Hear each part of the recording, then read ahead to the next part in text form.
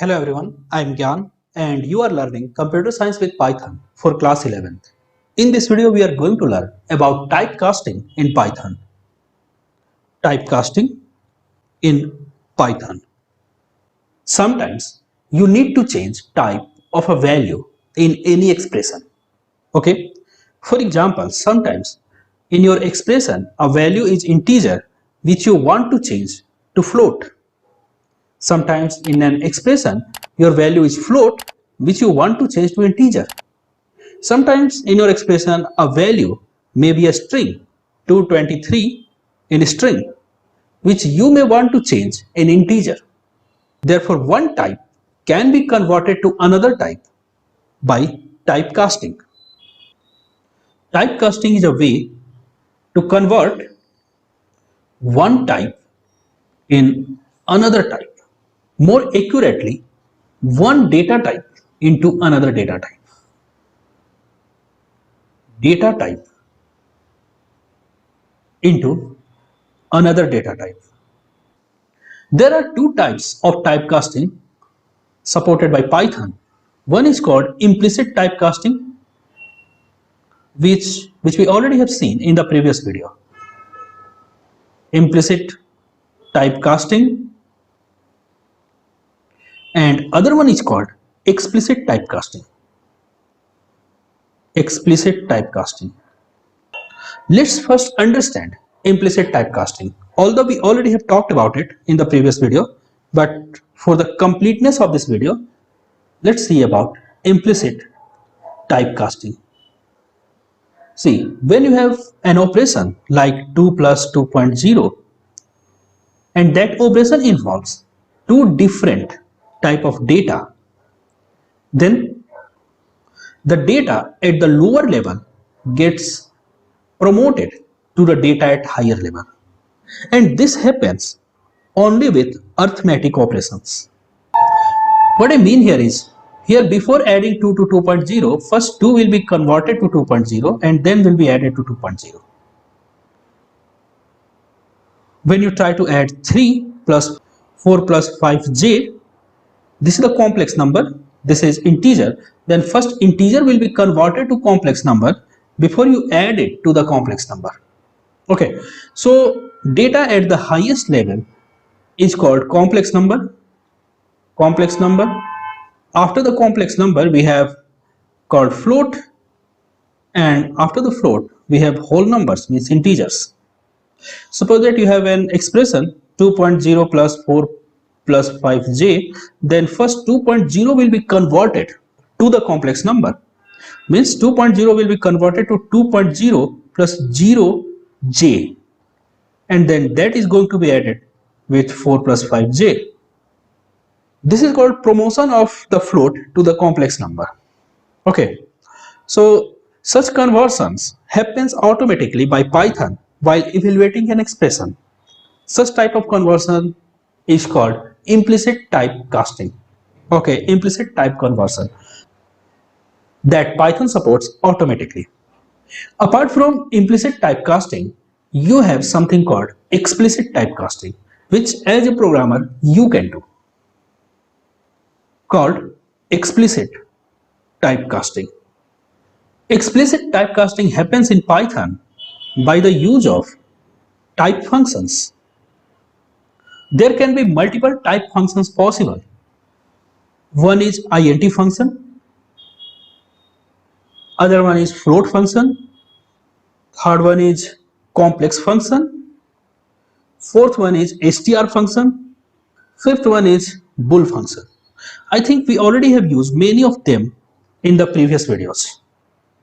So if you want to convert a data in integer, then you use integer function, means int function. If you write here int and write here the float value like 5.3, it gets converted to the integer.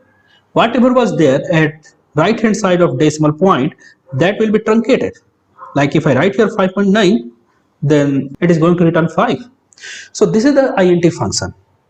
In the int function, you can also pass a string which consists of valid integer, like 123 is a valid integer. If you pass it to the int function, it will return an integer. Okay, and this integer can be saved into other variable. Like I am passing 256 as a string and x contains 256 as integer. If you try to pass a string to int function which cannot be converted to integer, then that will be an error. That means if you write 2.3 and 2.3 cannot be converted to integer, that's why you have an error. If you write x is equal to int and write an alphabet in the string, of course, this also cannot be converted into integer and it throws an error. So this is the int function which can convert a value to integer. Okay, notice here that 2.3 in string cannot be converted to integer, but 5.9 as a float can be converted to integer. Okay, after that, after int, you have something called float. So similar to int function, you have float function. If you pass any value to the float function, it gets converted to float. That means if I write here float 2, this will be converted to 2.0.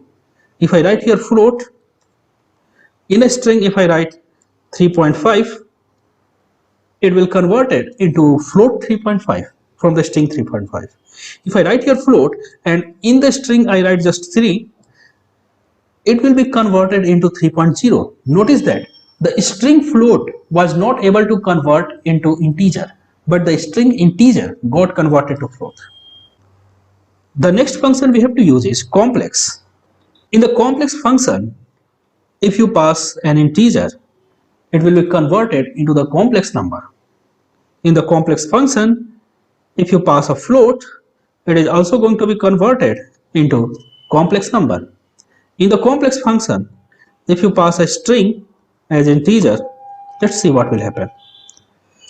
It got converted into the complex number. Okay, so whenever we pass a number in the complex, that gets converted into the complex number, and that number can be passed either as a number or as a string to the complex function. If I write here complex and try to pass here 1a, it is going to throw an error. After complex, you have something called str. Suppose that you want to convert a number to a string, or if you want to convert anything to a string, then you can pass that value to str. That means if I write here str and pass here 2, then 2 gets converted into string 2. If I write x is equal to a list 1, 2, 3, 4 and pass it to str, then the whole list gets converted to a string. Okay, the whole list including opening and closing a square bracket gets converted to a string. So whatever you pass to the string, that thing gets converted to a string. Type here str and pass here 2.34 and the whole value gets converted to string. After that we have something called bool. Bool results true if whatever the value you are passing to bool is a non-zero value, and it will result false if whatever the value you are passing to bool is a zero value. That means if you pass 2 to bool, it will return true. If you pass 0 to bool, it will return false. At the same time, if we pass an empty string to bool, it will return false. But if you pass a string with content to bool, it will return true. Similarly, if you pass an empty list to bool, it will return false, and if you pass a list with content to bool, it will return true. So we have seen all these methods in the previous videos. So I am not going to discuss these methods in details. I just want to say that these are the methods used for explicit type conversion by programmers. See, you may have certain issues while doing an explicit type conversion. For example, if you try to convert 4.9 into int, the value you are going to get is 4. So a big part of quantity has been ignored because of this explicit type conversion. In implicit type conversion, actually the lower type data gets converted to higher type data. So while doing the implicit type conversion, we do not lose any value. But while doing explicit type conversion, if we are converting a higher data to lower data, then we may lose the value. Like that, here we are losing the value. We are losing 0.9 of quantity. Okay, so this is a big issue of typecasting. So whenever you are typecasting, you need to consider it. Otherwise, maybe you are expecting to get x multiplied by 2 is equal to 9.8, but when you multiply int x with 2, you are going to get only 8. So this may happen while doing an explicit type conversion. You should be aware of it and you should take care of it. Thanks for watching this video. In the next video, we will learn about various errors in Python and various ways of debugging in Python.